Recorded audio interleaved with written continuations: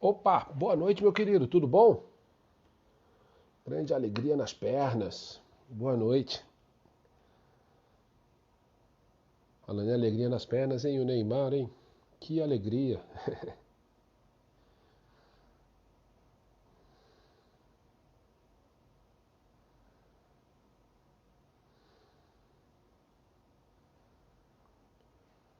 Bate-papo legal hoje, hein, meu velho? João Palomino, cara sensacional. Tudo tranquilo, meu irmão. Tudo tranquilo, tudo caminhando.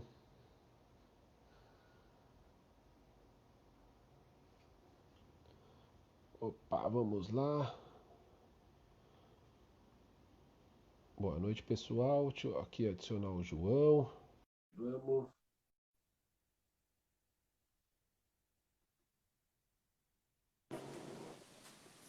Boa noite, João! Oi, Augusto, tudo bem? Obrigado pelo convite mais uma vez. Que isso, eu que Queria, agradeço. Você que começou a saga inteira. queria ter te atendido antes, né? Para mim é sempre um prazer poder falar com os amigos, mas infelizmente, em função dos compromissos, a gente não conseguiu se reunir antes, mas cá estamos, cá estamos. Cá estamos para bater mais um papo, né, João? Nesse mundo maluco que ainda a gente continua vivendo, né? Essas coisas, essas notícias tristes, né? Essas coisas de pedofilia, essas coisas de. O pior é que os fatos, João, sempre existiram. Agora, a maneira que as pessoas estão lidando com os fatos é uma coisa nojenta, uma coisa assim absurda, né? Uma coisa agressiva, é um negócio. Então a gente fica muito triste mesmo. Acaba com o meu dia, ver assim, eu tenho um filho pequenininho, eu tenho, então é uma coisa que dói na carne. Depois que a gente é pai, as coisas mudam, né, João? Nosso pensamento das coisas muda tudo completamente. Então a gente tem acompanhado a saga de pertinho do Gabrielzinho, por exemplo. O Gabrielzinho está numa fase agora difícil, de novo, que foi internado na segunda. A primeira é uma fase que a gente sabe que tem que passar, né? As quimioterapias. Só que dá uma destruidinha nele, assim, ele fica bem caidinho. Mas são fases, ele está vencendo, ele tá passando por isso, ele está dentro do possível dando muito bem, né? Então a gente está fazendo a parte que dá para fazer, a gente está do lado dele o tempo inteiro, né? O pessoal, todo mundo, as orações têm sido demais, a carga positiva em cima do Gabrielzinho tem sido demais. E através de amigos como você que a vida vai valendo a pena, João. Através de pessoas como você que a vida vai valendo a pena, que a carga vai ficando menos pesada para todo mundo. Brigadão mais uma vez por estar aqui com a gente, viu? Não, eu que agradeço. Aí são duas coisas sobre as quais eu gostaria de falar. Uma delas é assim, o Gabriel, eu conheci a história do Gabriel por seu intermédio, me solidarizei com ele pela batalha que ele está enfrentando e vai vencer, e vai continuar enfrentando e vai vencer. Mas essas crianças que passam por essas privações, né, a situação dele é muito séria, é muito grave, são muito mais fortes, né? São muito mais estruturadas, são seres muito especiais. Não que você precise passar por isso para ser uma pessoa especial, mas passando por isso você se torna uma pessoa especial.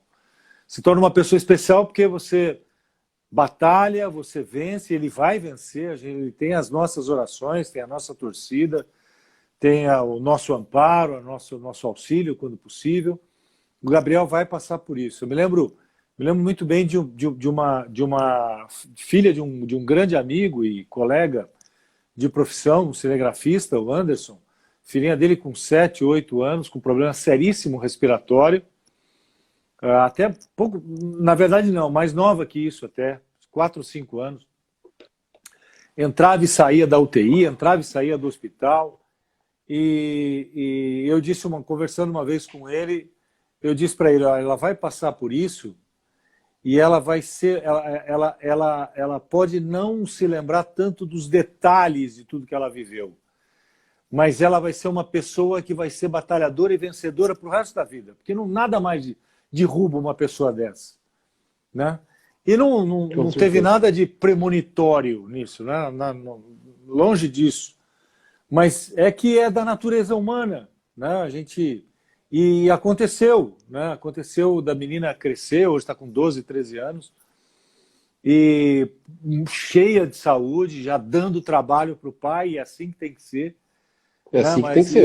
eu espero que seja assim com o Gabriel também, porque o Gabriel que é impressionante, assim, eu conheço pouco dele, né? O que eu conheço dele é por teu intermédio, né? Para quem não sabe, né, Augusto, tem um câncer que ele tá Sim, combatendo, um câncer ósseo bem e chatinho. bem chato, bem complicado. É.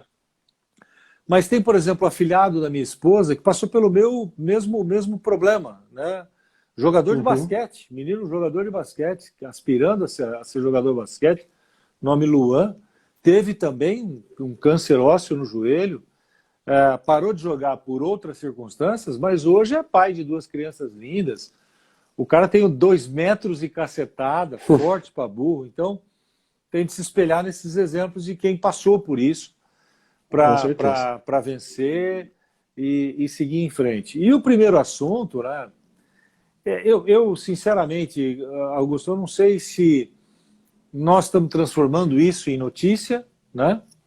Isso sempre aconteceu e agora virou notícia, mas certas coisas têm acontecido com uma violência, com um desprezo e um menosprezo pela vida que nos assusta, sabe? Nos assusta, nos surpreende como seres humanos, como cristãos, ou mesmo as pessoas mesmo aqueles que não acreditam em Deus, não acreditam no que o homem é capaz de fazer, né? Com Tenho, certeza. tenho grandes amigos que são ateus e são absurdamente revoltados com o que a gente está vendo em muitas circunstâncias por aí. Evidentemente que a situação, acho que você está se referindo à menina de 10 anos que foi engravidada por um parente próximo e agora há suspeita de que outros também. É uma situação tão deplorável, né, do ponto de vista humano, do ponto de vista. Mas, e a forma como você falou, a forma como tratam isso, né? Se politiza tudo, né? Se tem que ter posição para tudo, tem que ter opinião para tudo. Já não basta essa tormenta que se abateu sobre a vida dessa menina. Estou gostando muito mais, estou me apegando muito mais às expressões carinhosas e preocupadas de gente que tá querendo se colocar, gente famosa, rica, que quer pagar tratamento psiquiátrico, Sim, psicológico, escola. É isso que me alimenta muito mais do que isso que a gente está vendo nas redes sociais. perfeito, João. É isso mesmo. É assim, uma coisa tão. A gente fica sem palavra. Eu fico sem palavra pra ver tamanho nojentice, tamanho assim, falta de compaixão, falta de empatia. As pessoas não perderam a noção total. Total, mas a gente tem como dar certo, João. A gente tem muita gente boa também, né? Tem muita gente legal por aí, tem muita gente também que faz o mundo valer a pena, que ajuda o próximo. Eu tenho visto muito também, né? É o que você falou, eu estou procurando me prender a essas coisas. Lá no começo, quando começou a pandemia, eu ficava aquela coisa de discutir em rede social, política, tudo. Parei com tudo isso, João. Parei absolutamente. Não expresso mais uma opinião sobre isso, porque não. Qualquer coisa que você falar, as pessoas entendem como elas querem, da maneira que elas querem, elas viram isso contra você de uma forma perversa, que não tinha nada a ver com aquilo que você tentou falar, né? Com aquilo que você quis expressar. Então eu parei completamente de colocar essas posições em rede social. Tenho focado no que a gente pode fazer pelo outro, pelo próximo, até por aqui dentro de casa, né? Não sei se isso é muito longe, a gente não precisa ir muito longe. As pessoas precisam da gente, é no vizinho, aqui, é na casa do lado, é na casa da frente. Então, procuro focar nisso mesmo, que é o que acho que vale a pena nesse mundo aí, quando a gente olhar para trás e falar assim que realmente valeu a pena. E valeu a pena, a vida é boa. Ainda no todo, ainda a vida é boa. Você sabe que você falou uma coisa que sempre pautou a minha vida como talento, como narrador, como apresentador, que é a compreensão da opinião e da recepção dessa opinião. Então, o que eu tenho feito muito, quer dizer, eu opino pouco nas redes sociais, porque eu cansei, assim como você, eu cansei, né? Mas quando eu emito opinião, né? E sempre quando eu emitia muita opinião, não é o que você diz, nunca é o que você diz, é como a pessoa entende. Sim. E a forma como a pessoa entende vai depender da ligação dela com aquele assunto, ou com um partido político, ou com uma tendência. E muitas vezes você que é apartidário, né? Eu não sou apartidário, eu tenho partido, e meu partido é o partido da honestidade, da virtude, da vergonha na cara, do caráter, da ética, né? E eu sei que tem muita gente comigo nessa. Com certeza. Talvez eu não ache nenhum político nesse nosso partido, mas mas eu vou encontrar muita gente. Mas tem adeptos. Tem adeptos. Né? Não conheço ninguém, mas sei que tem muita gente próxima de mim nessa parada, nesse partido. Mas assim, não é o que você diz, não é a compreensão do que você diz, é o que a figura do outro lado entende. Agora, quando ela se expressa em relação ao que você fala, meu ato imediato é virar as costas e seguir andando. Essa pessoa não vai mudar meu humor. Essa pessoa não vai estragar meu dia. Ela não vai me incomodar. Eu falo Perfeito. rindo, e é a mais pura verdade, haters, fiquem à vontade. Vocês não vão mudar meu temperamento. Não vão mudar meu jeito de agir. Esse tipo de gente pode deitar e rolar que não me incomoda.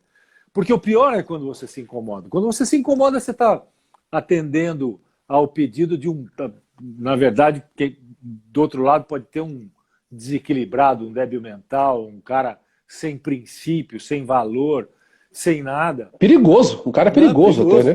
Que tá usando aquilo, às vezes, para desopilar. Então vai desopilar em outra freguesia. Aqui na Pompeia, não.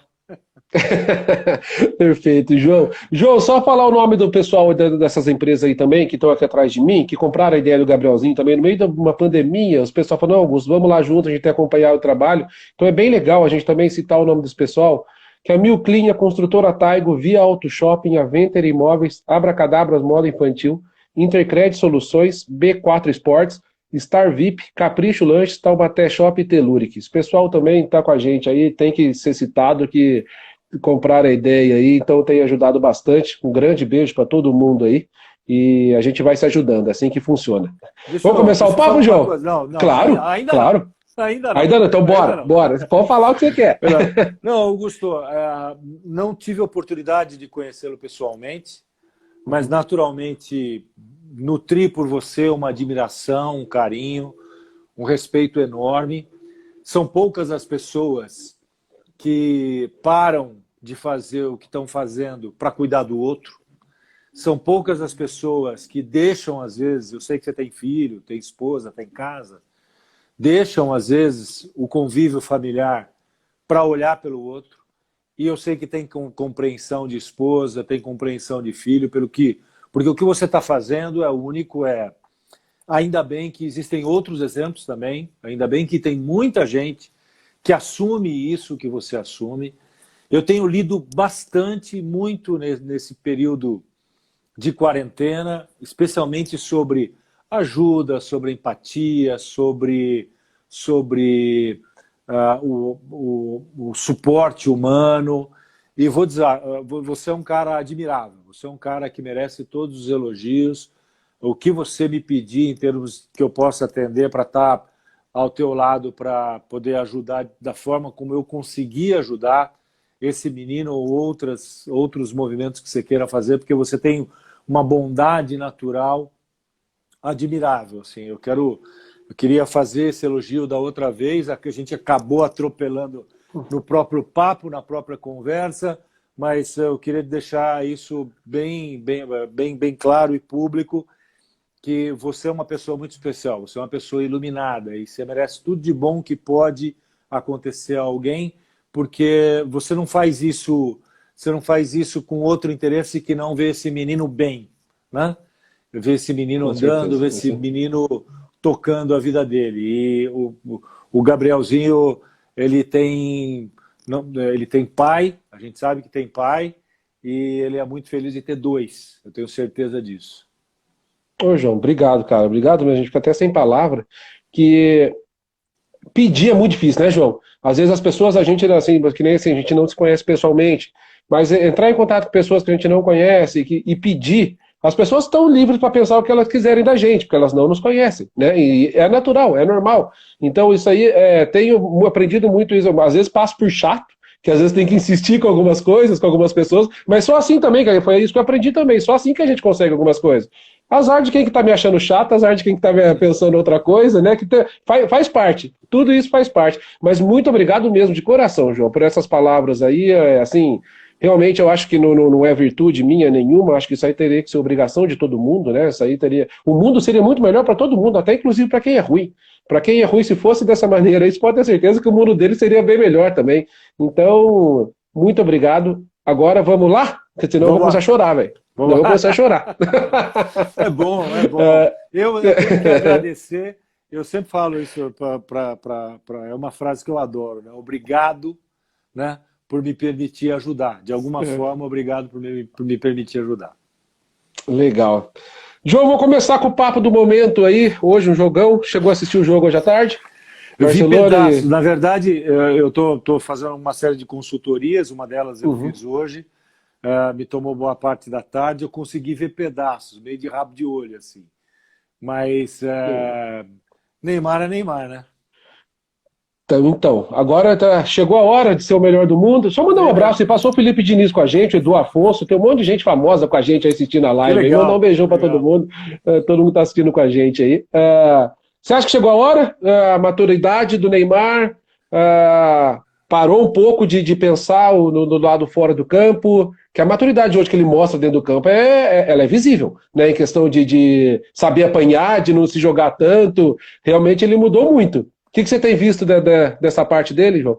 Eu acho que o que acontece fora de campo, Augusto, para mim, sinceramente, cara, não interessa. Não interessa, sabe? Não me apego a isso, não. Ele tem de ser responsável por seus atos, o que ele fizer, que responda por eles. Se isso respinga no campo, é um problema dele.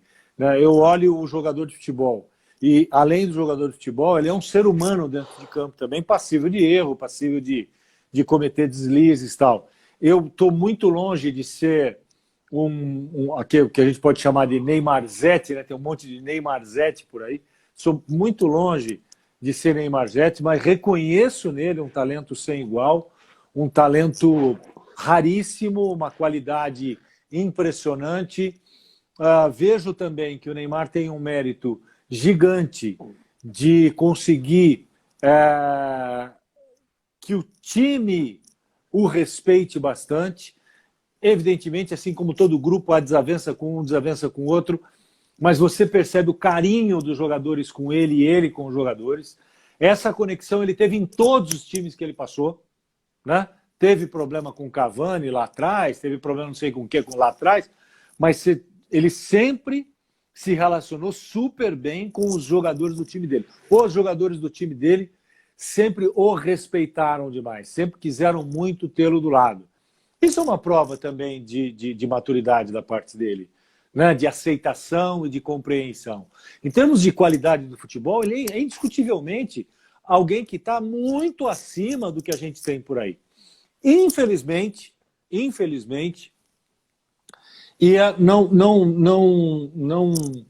não é uma crítica, na minha visão, é uma constatação, mas os críticos mais ácidos, aqueles que gostam de bater no Neymar, usam isso para bater no Neymar mais fortemente.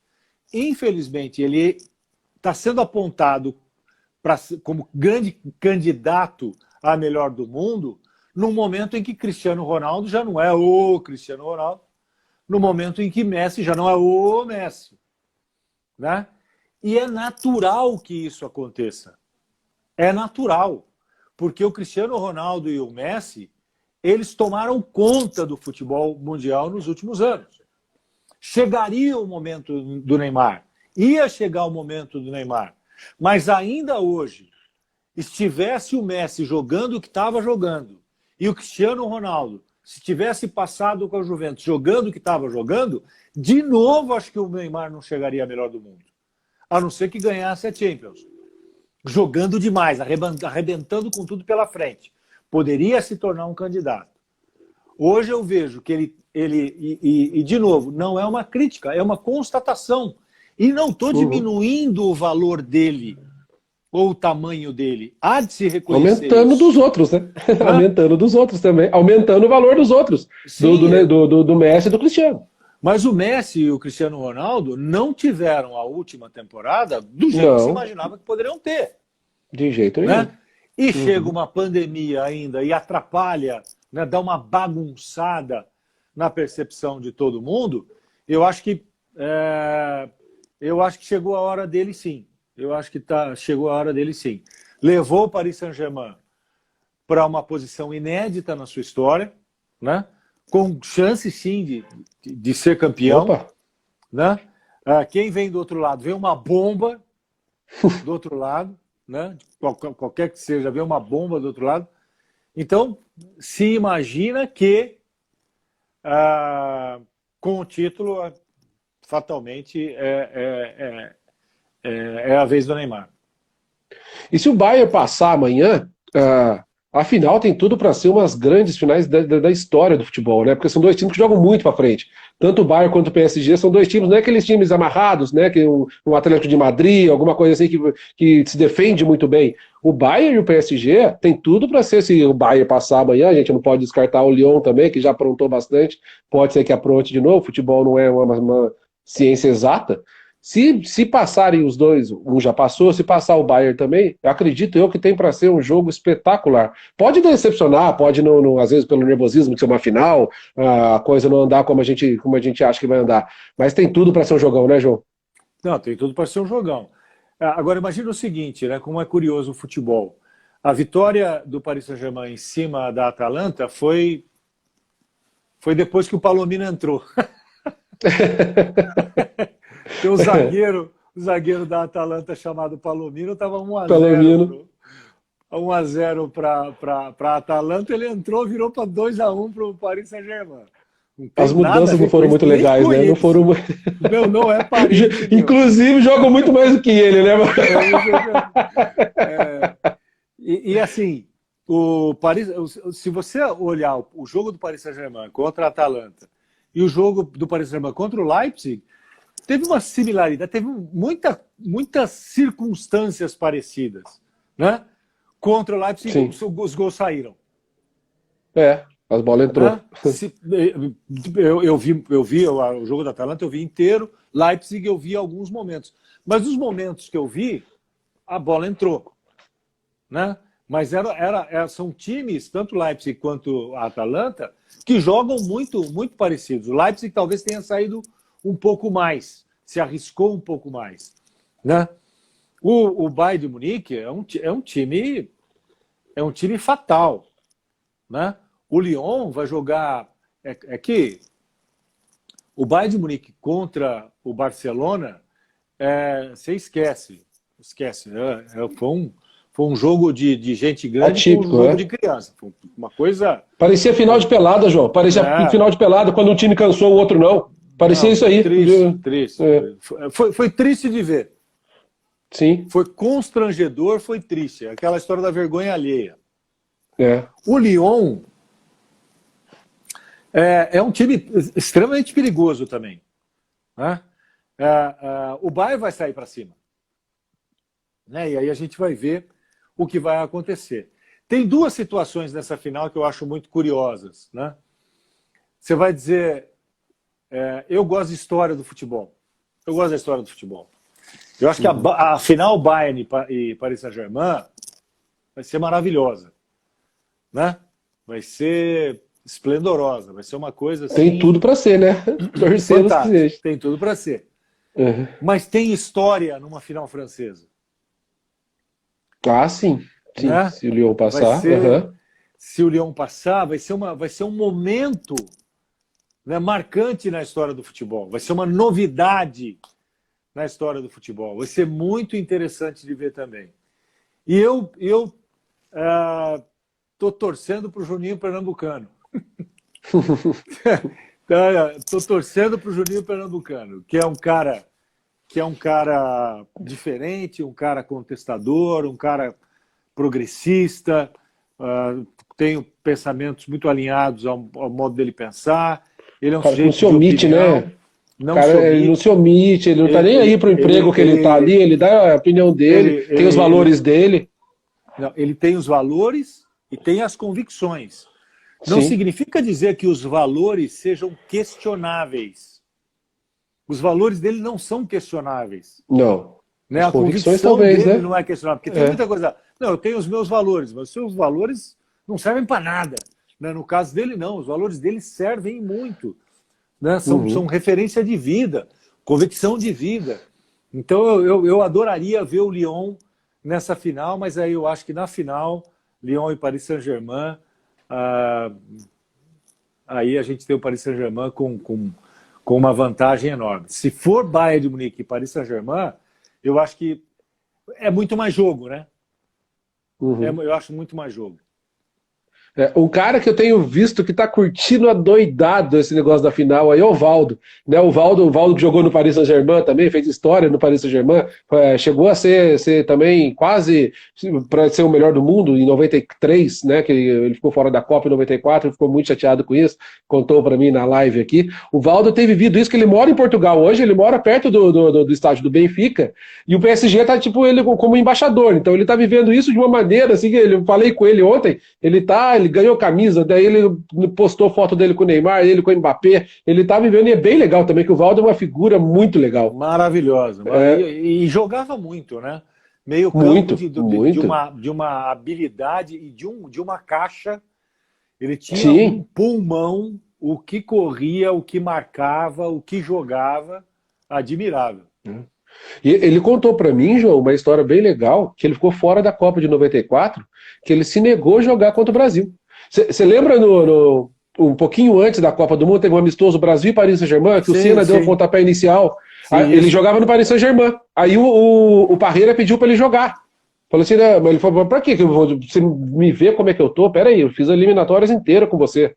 Eu não vou jogar contra o meu país. E ele chegou no treinador do PSG e falou, eu não vou jogar. Eu não vou jogar. Ele não jogou e não foi para a Copa. E ele ficou muito chateado com isso, com razão, né? E com razão.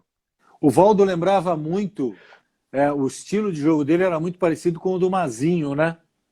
Sim, muito. Muito.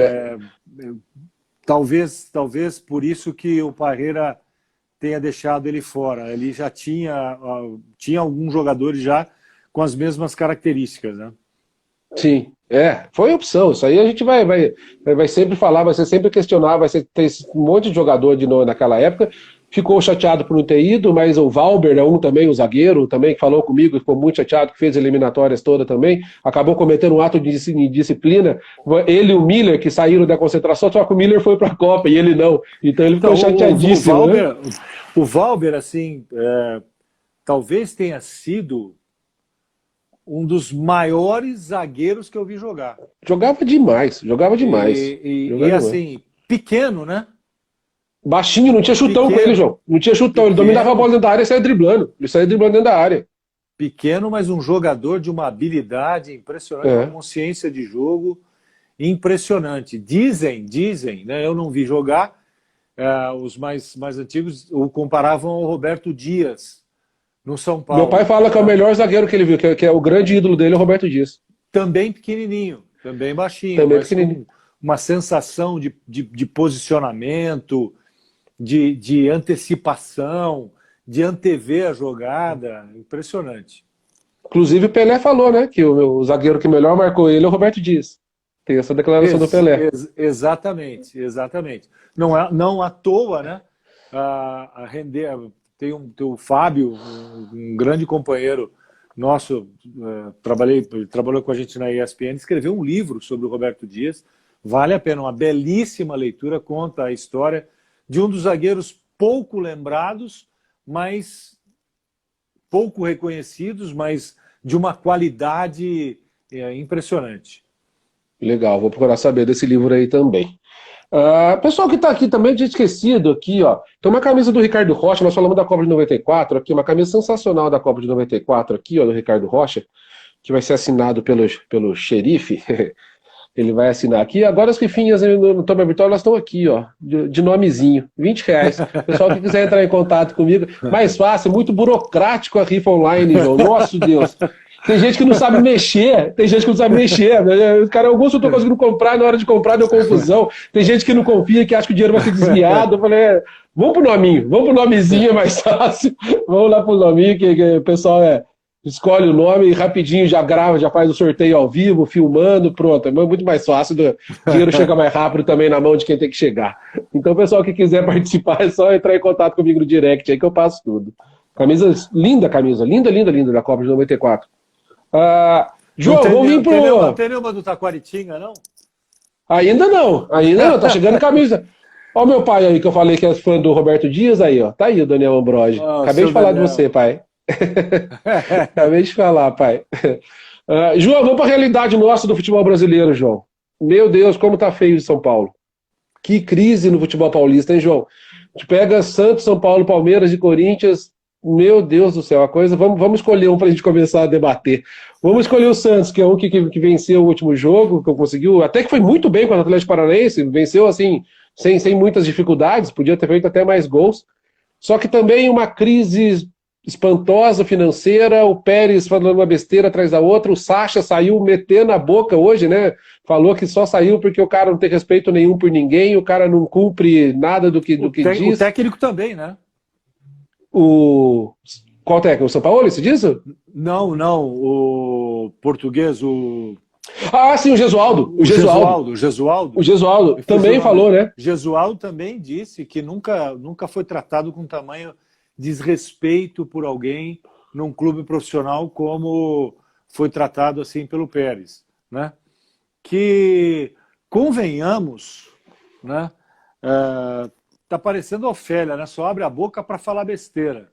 É incrível um clube com a tradição do Santos, politicamente não consegue unir forças internas, ainda é um ambiente, assim como no São Paulo. O São Paulo não era assim, o São Paulo transformou-se no que está aí, quando havia uma eleição, independentemente do resultado, o que havia era uma coesão para tentar fortalecer cada vez mais o clube. Sempre foi assim.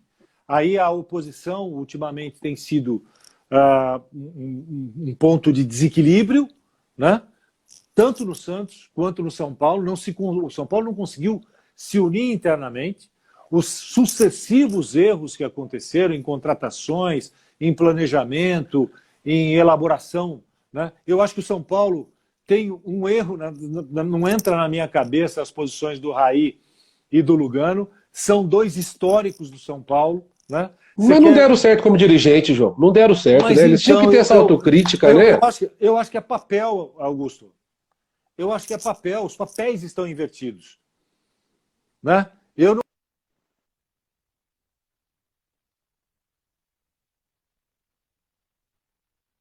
Opa, peraí que deu uma travadinha. Mas... Voltou. Opa, deu uma travadinha? Eu não tenho acompanhado tanto assim, mas, assim, o Raí não pode ser o institucional do São Paulo, né? Aliás, desculpe, o Raí não pode ser o vestiário do São Paulo. Ele não pode ser o vestiário do São Paulo, né? O Lugano não pode ser o institucional. O Lugano tem que ser a porta do vestiário do São Paulo. O Sim. Lugano é o cara para entrar chutando a porta do vestiário. O Raí não tem o mínimo perfil, João. O Raí não tem o mínimo perfil. O Lugano é o cara para chegar no vestiário do São Paulo, se o ânimo está baixo, ele eleva, se o ânimo está exaltado, ele abaixa. Ele tem inteligência para isso. O Raí é um sujeito espetacular. Uhum. Só que essa posição de dirigente no São Paulo humanizou, enfim, os dois, né? Porque hoje Sim. A torcida do São Paulo pede a saída deles. Os preserva como ídolos e são achincalhados como dirigentes.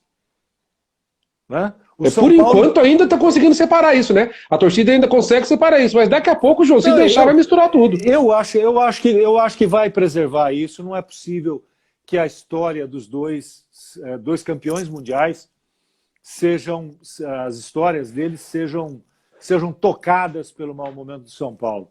Mas o São Paulo precisa entender, né, que precisa passar. É uma recriação pela qual o São Paulo tem de passar, independentemente de quem ganha a eleição.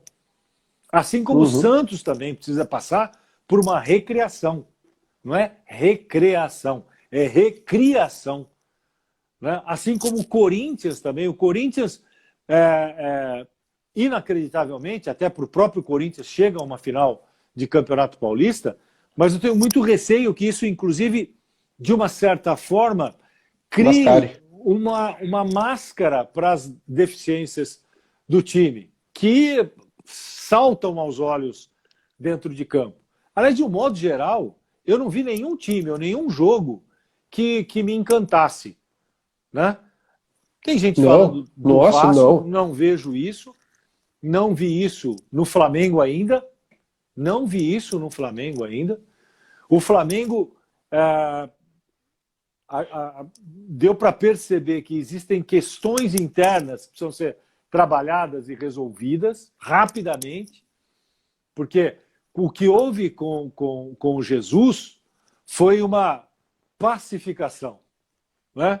O que houve com Jesus foi o controle e o encaixe. É um sujeito muito inteligente, tem um estilo de jogar, tinha as peças bem colocadas, a maior parte do grupo acreditava nele, conseguiu fazer com que o time jogasse dentro do esquema que ele tinha estabelecido, houve encaixe e respeito. Né? Sai o Jesus, quebra uma peça de controle, de liderança dentro do Flamengo. Chega alguém, tem de se dar um tempo para esse alguém, para o Torrente, para ele conseguir impor o seu estilo de jogo, né? A forma de jogar. Eu não sei, eu fico com a impressão muito clara, mas muito, para mim fica muito claro que quando um time é muito vencedor e você troca o técnico, ou o técnico pede para sair, né? Que é o melhor às vezes que o técnico tem a fazer, ele atingiu aquele ápice naquele clube, o melhor que ele tem a fazer, ele vai conseguir provar o ano seguinte, e o outro, né? O futebol é bastante cíclico, né? Então, chegar e já querer impor seu jogo em detrimento do que estava anteriormente, a primeira coisa que você tem que fazer é ganhar a confiança dos caras com os quais você vai trabalhar. Chamar todo mundo, né? Deixar que sugiram como jogar, manter o padrão de jogo, o estilo de jogo ou não, né? Para depois, aos poucos, você ir acertando e ajustando conforme você deseja. Mas eu não vi, nessa volta do Campeonato Brasileiro, precipitada, muito precoce. Os resultados estão aí, casos, né, estão aparecendo. Então, agora, isso à parte, não encanta, não enche os olhos, não. Mandar um abraço pro Eliel aqui, ó, centroavantaço do São Paulo aqui, da década de 90, vice-campeão brasileiro. Opa! Tá aí com a gente também, grande Eliel. Jogou, também fez história no Botafogo do Rio também, fez muito gol por lá também. João, essa parte da gestão tá bem parecidas, né? Assim, a questão da péssima gestão dos clubes. Elas estão bem, cada um com sua particularidade, mas elas são parecidas. A gestão ela é de uma maneira muito ruim. A do São Paulo, se você pegar os nomes do São Paulo da década de 90, que era modelo de gestão, os nomes são quase os mesmos que estão lá hoje ainda, João. Você pega o Leco, o Juvenal Juventus, que já faleceu, mas que estava há pouco tempo, o Aidar. Você pega na década de 80, 90, e são quase os mesmos nomes. Como diretor de futebol, seja como presidente. O Pimenta ainda continua muito ativo, o Casal Del Rey continua lá ativo. Então, os nomes Marco Aurélio Cunha, são nomes assim que são os mesmos. Talvez não tenha ouvido essa renovação como ela teria que ter sido. A pior coisa foi os caras falaram que escolheram a Natel, porque eles devem muito à família Natel. Por isso que eles escolheram em vez do Marco Aurélio Cunha. Pô, peraí, gente. O clube de futebol não é favor, não é gratidão. Você tem que escolher o melhor. Não estou falando que um é outro. Mas você dá essa desculpa, que fala assim, não, a maioria dos conselheiros votou no Natel porque a gente deve muito à família Natel. Não pode ser assim. Né? A coisa já começou errada, já para o ano que vem, numa eleição, a coisa já está errada. Já está de uma maneira que você não vê muita perspectiva. Raí Lugano, que nem você falou, erros e atrás de erros, e erros, João, que eles vivenciaram tudo aquilo.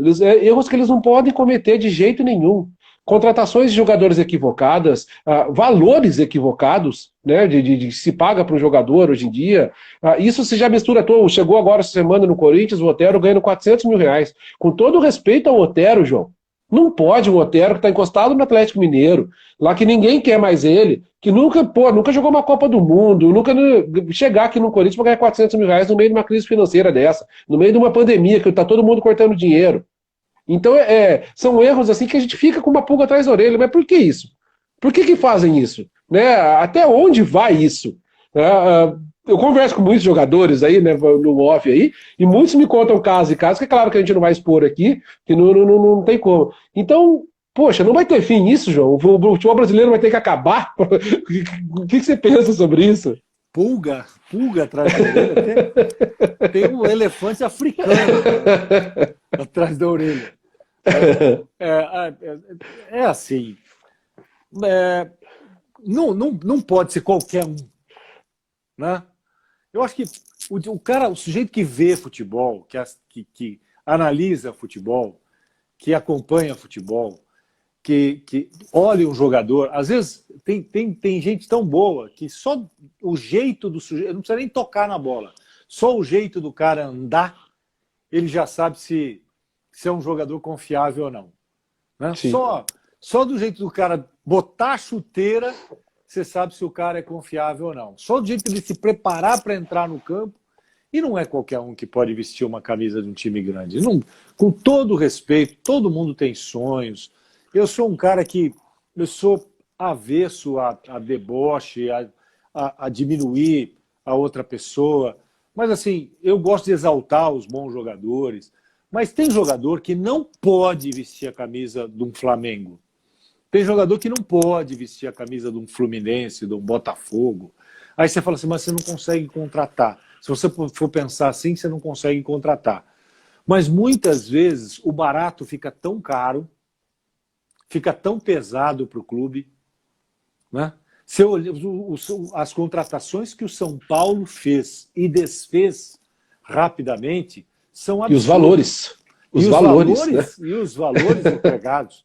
E os valores, assim como no Santos, assim como no Corinthians, como você falou do Otero, né? Assim como no Palmeiras. Né? É que no Palmeiras se vai contratando, contratou, e o meio de campo do Palmeiras é quem? O meio de campo do Palmeiras é o quê? João, Lucas Lima ganha 980 mil reais, mais 20 mil por mês cada vez que entra em campo. Ramírez ganha 1 milhão por mês. Nós estamos falando aí de 2 milhões e pouco por mês, em 2 jogadores. Qual é o retorno que esses 2 jogadores podem dar ao clube? Eles não estão dando retorno esportivo nenhum. Assim, vamos lá. O problema não é de quem recebe. Não, a culpa não é deles. Lógico que não. Absolutamente. Absolutamente, claro. Se alguém chegar para mim e falar assim, Augusto, que vem jogar aqui para mim ganhando 1 milhão, opa, tô dentro. Tira os 980 mil, só bota os 20 por jogo, tá tudo... Tá tudo certo. Paga só os 20 por jogo, eu entro. Pronto, claro. Só os 20 por jogo, eu tô entrando em campo. Claro. A falta de responsabilidade que esses caras têm é um negócio... Pô, eu trabalho em time pequeno, né? Já rodei interior, eu trabalho em time pequeno.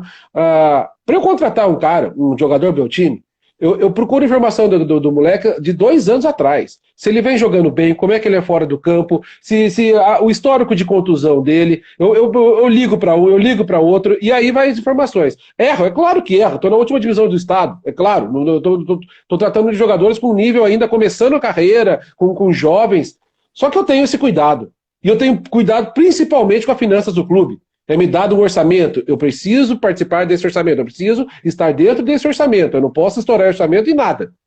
Pô, não é possível que esses caras num time grande desses aí faz o que fazem. Não consigo imaginar. Parece que ninguém joga cartola, né? Exatamente. Aí você vai ver no histórico do... Você tem aquele valor. Aí você vai ver o histórico, João.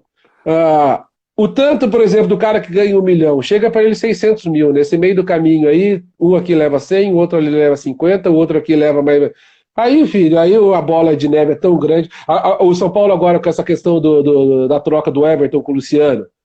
O empresário que trouxe o Everton está na justiça porque não recebeu do São Paulo, porque ele pagou a rescisão do Flamengo e prestou para o São Paulo não pagou. Aí você começa a mexer nos buracos do negócio, né? Aí realmente você fala assim, gente, e o que estoura é no nível técnico do jogo que a gente assiste. O nível técnico do jogo que a gente assiste é um negócio deprimente. Você assiste a Champions League, parece outro esporte. Parece que quando acelera o videocassete, que o cara fica correndo, parece outra coisa. Não.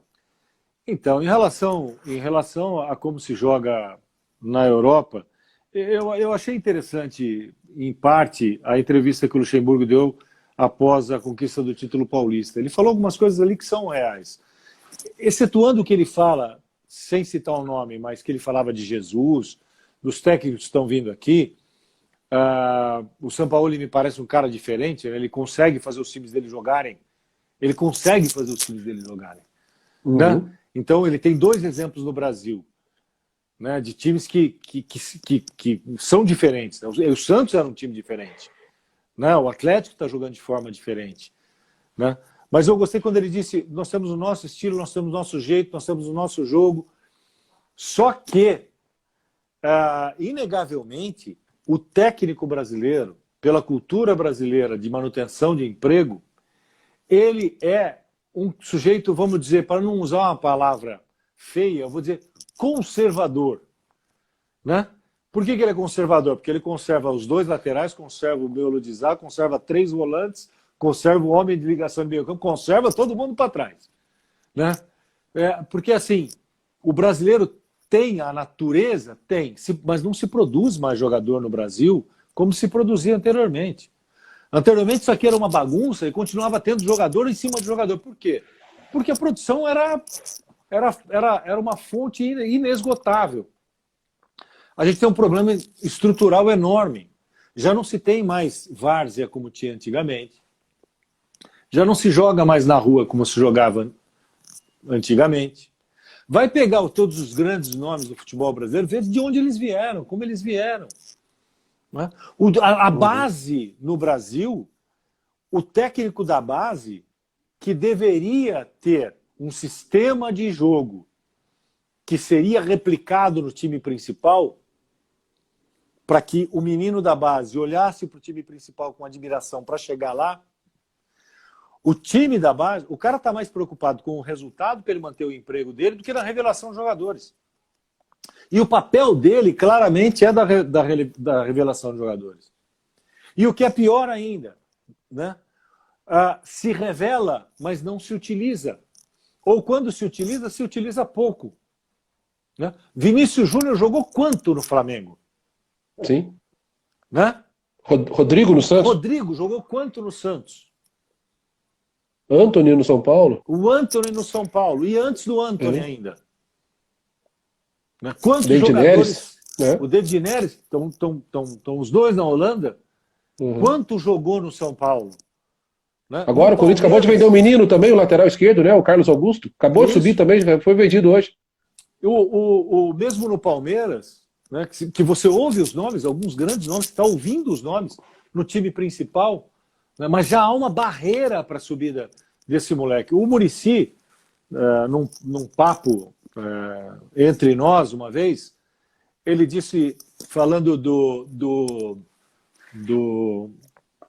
da cobrança que havia em cima de Cotia, né? Por que a molecada de Cotia não é utilizada no São Paulo? Ele disse o seguinte, olha, me mostra um moleque que vai entrar aos 30 do segundo tempo contra o Boca no Morumbi, perdendo por 1-0, que esse moleque entra nessa circunstância e eu boto no time de cima. Com todo respeito ao Muricy, todo respeito, enorme respeito à carreira, ao homem, à pessoa que é o Muricy. Mas nesse caso, eu discordo visceralmente dele. Porque a base é utilizada, primeiro, num processo de maturação, de chegada e aproximação no time de cima. O moleque tem que treinar com o time de cima 6 meses, 7 meses, 8 meses, 10 meses. Vai pegar na bola, vai tomar trombada, vai dar trombada, vai aprender. vai conviver, vai viver naquele ambiente. A partir daquele momento, lançado aos poucos, né? Lançado em jogos treino, amistosos, jogos menores, para ele se acostumando naquele ambiente. Chegar para jogar contra o Boca, com 30 do segundo tempo, perdendo por 1-0 no Morumbi, eu acho que o Pelé, com 17 anos, talvez não tremesse. Agora, muita gente ia Vai tremer. queimando os jogadores, né? Vai queimando, né, meu? Vai queimando, vai queimando, vai queimando, vai queimando o valor. O São Paulo mesmo agora, o tanto de garoto que tá lá, vai sair tudo queimado. Vai sair tudo queimado, vai sair como se não prestasse, como se não... E acaba dando certo outro time, que chega um pouco mais maduro, né? Chega um pouco com uma pressão um pouco menor. E tecnicamente, João, não estão se entregando também, né? Os treinadores não estão conseguindo entregar. O Luxemburgo não está conseguindo entregar com o time do Palmeiras. O time que o Palmeiras tem é para ele entregar mais, né? O time que tecnicamente que ele tem é para entregar mais. O Fernando Diniz, então, o Fernando Diniz, eu fiz a live com o Arnaldo Ribeiro, o Arnaldo Ribeiro ele é revoltado com o Fernando Diniz, né? Ele fala assim, Augusto, é o cara que menos tem resultado na história do futebol e é o que mais tem suporte. E é verdade. E é verdade, o Fernando Diniz, ele teve uma campanha boa com o Audax, né, que foi o vice-campeão paulista, e o resto ele deixou o Atlético Paranaense numa fase péssima, ele deixou o Fluminense numa fase péssima, e a mesma coisa vai acontecer isso, né? Com o São Paulo vai acontecer a mesma coisa. A maneira que o Diniz joga, eu não gosto, assim, ele se expõe demais, João, não dá. Ele joga sem um volante, um cara de proteção ali, que estoura na zaga e você acaba, por exemplo, você queima um Arboleda da vida falando que o zagueiro é ruim. Não, o zagueiro não é ruim, ele joga exposto demais. A bola está o tempo inteiro ali. A bola está o tempo inteiro chegando ali. As mudanças que ele faz, João, as substituições que ele faz, parece que é um menino de 12 anos jogando videogame. Ele coloca os atacantes, que daí aí o lateral vira zagueiro, aí o zagueiro vira não sei o quê, e assim vai, né? O Santos chegou o Cuca que há um ano atrás quase saiu no soco com o presidente, de repente as pazes, tá tudo bem, chega falando que sabe dos problemas, que vai enfrentar. Beleza. Thiago Nunes, esse é um treinador que eu gosto bastante do estilo. Porém, é um cara que o Corinthians contratou para ele implantar o estilo e não dá o tempo para o cara implantar o estilo.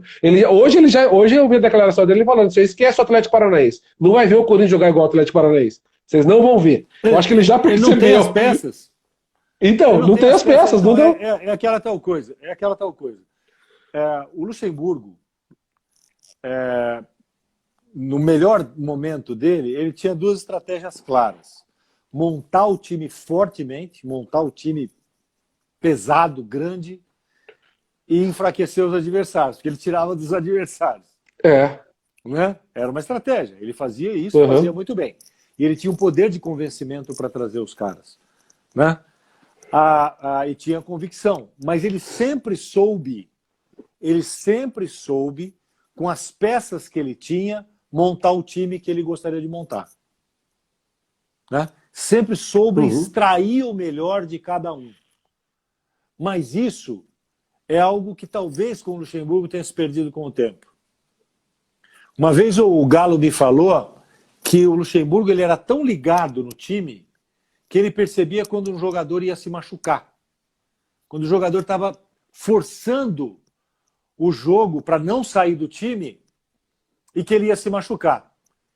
Então, o Luxemburgo chegava no jogador e falava: ó, fica tranquilo, vai se tratar.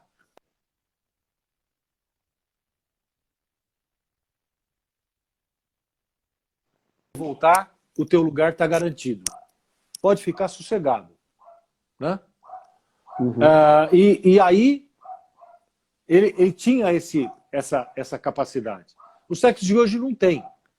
O Fernando Diniz é um cara que tem uma baita convicção, ele tem o jogo na cabeça dele. Né? Ele tem...